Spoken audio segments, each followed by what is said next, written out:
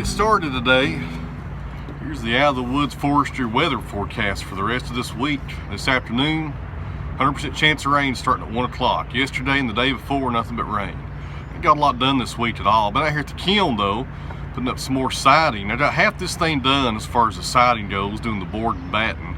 And if you guys are interested in board and batten siding, I done a video about 2 months ago where I talked about how I'm putting siding on the kiln. I was going to video some of it this week, but the rain was just terrible.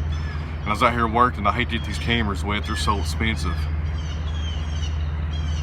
Neighbors over there got the weed eater going this morning. Not mowing, but he's weed eating. He weed eated last night and the night before, and he mowed yesterday morning also. So he saw me getting my cameras out, so what's he do? Grabs his weed eater.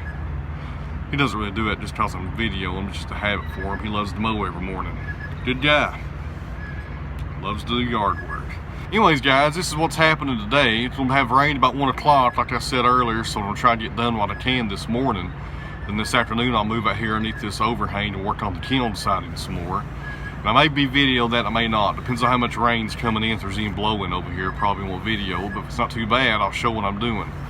So first thing first, we'll check on the kiln this morning, and if this is day number 3 of this drying cycle, I got a 5-gallon bucket out back that I catch water in, and that thing has overflowed once so far, and I dumped it this morning. So I've had about 8 or 9 gallons so far come out of this wood as far as the drying goes. The temperature's hovering right around 124 degrees with both vents wide open. I usually have the trouble of getting too hot.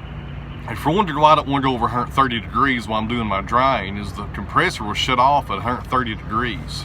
There's a safety mechanism there, it keeps it from overheating, and at that point if it cuts off, you have to go inside the kiln, climb over the stack, and manually hit a reset button inside of it, and it's a real pain. So I'm trying to do my best to stay under 130 degrees during the drying cycle, because 124 degrees is plenty hot enough to dry wood, plenty hot enough. Because the sterilization cycle's at the very end, that's when you go up to 150 degrees, and at that point the compressor's not even running, so you don't have to worry about that happening. So let's go around back and check on the temperature. I checked it about 5 a.m. this morning. We still hovered around 124.5 degrees, which is really good. That's where you want to be. We still had some water coming out, just not a whole lot. So going by this cycle and going by what I'm seeing on the moisture content of the wood, I'm thinking probably 7 days is all it's going to take. So by either Sunday or Monday, this wood will be dried, ready to be sterilized. When that's done, we'll pull out the maple slabs first and hit them with the Festool raw sander and hopefully see some more spalting. And to clear up a few things on that previous video, I got a little tongue-tied when I was talking about the species of maple, and that's hard maple that we put in there, which is sugar maple. Sugar maple and hard maples are pretty much the same thing up here. And we have another version of maple called soft maple. It's also called silver maple, and there's also red maple. There's a bunch of different maples, but silver and red maple are considered soft, and sugar maple is considered hard. So I hope that clears that up. And I had one more comment about that being ambrosia maple. Well, here's the deal on that. It was ambrosia maple, but any kind of maple can have ambrosia beetles get inside of it and make those pretty characteristics that you see with ambrosia maple. You may have red maple, or you may have silver maple, or in this case sugar maple, and that's what kind of maple it is. But if those buds get in there, they're going to put ambrosia characteristics inside of it, and it still does not change what kind of maple it is.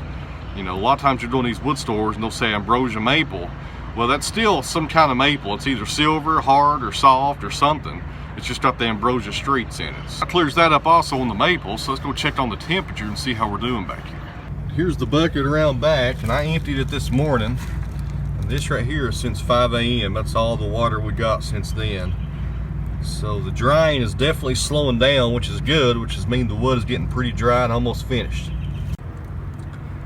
Here's our current standings here with the gauges, 124.3, humidity is 88. That's fantastic. That's where you want to stay at. I'm glad I don't have to crack the door this time. The temperature's staying pretty close where I want it to be without having to open the door up just by using the vents. A few more days here and we'll be dry and hopefully have some good maple coming out with a lot of spalting. We interrupt our program to bring you this important message.